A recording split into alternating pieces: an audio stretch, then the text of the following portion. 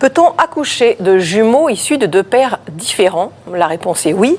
Ça n'est pas un canular, même si ce phénomène est rarissime, il n'est pas impossible. Et c'est ce qui vient d'arriver à une maman au Vietnam. Tout est parti d'une demande de test de paternité du père officiel, soucieux de vérifier si c'était bien le père biologique des deux jumeaux que sa femme venait de mettre au monde. On ne sait pas ce qui a mis la puce à l'oreille de ce monsieur. Manifestement, il trouvait que l'un de ses fils n'avait pas un air de famille et le test ADN a livré un verdict implacable.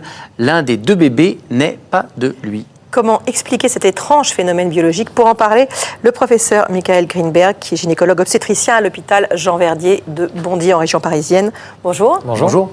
Alors, des jumeaux de pères différents, c'est vrai que ça paraît assez compliqué comme ça à comprendre. On va expliquer ça avec une animation, si vous voulez bien la commenter.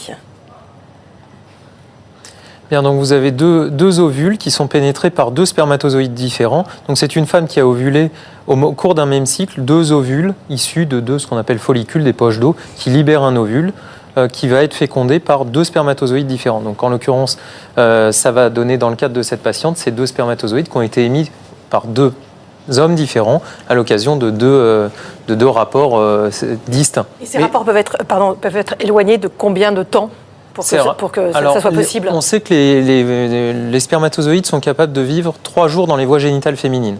Donc ça veut dire potentiellement 2 rapports à 3 jours d'intervalle. Mais normalement, lorsqu'un ovule est fécondé, lorsqu'il y a ça empêche qu'un deuxième ovule soit fécondé derrière.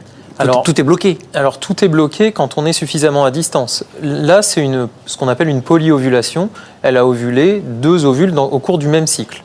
Donc, ce qui permet d'avoir ce qu'on appelle des faux jumeaux, 2 jumeaux différents, issus de 2 ovules différents. On sait que quand une grossesse se développe, qu'il y ait 1 ou 2 enfants, donc que ce soit 1 ou 2 fœtus issus d'1 ou 2 ovules fécondés, eh bien, la machine est bloquée et il n'y a plus de cycle. C'est ce qui explique qu'il n'y ait plus de règles en cours de grossesse. La machinerie est bloquée, on ne peut plus ovuler d'autres ovules et donc ne plus retomber enceinte par-dessus. Donc, en théorie, ce phénomène-là ne pourrait pas se passer à 15 jours, 3 semaines, 1 mois ou 2 mois d'intervalle avec 2 bébés qui naissent à 2 mois de distance à la fin. Non, en théorie, c'est impossible.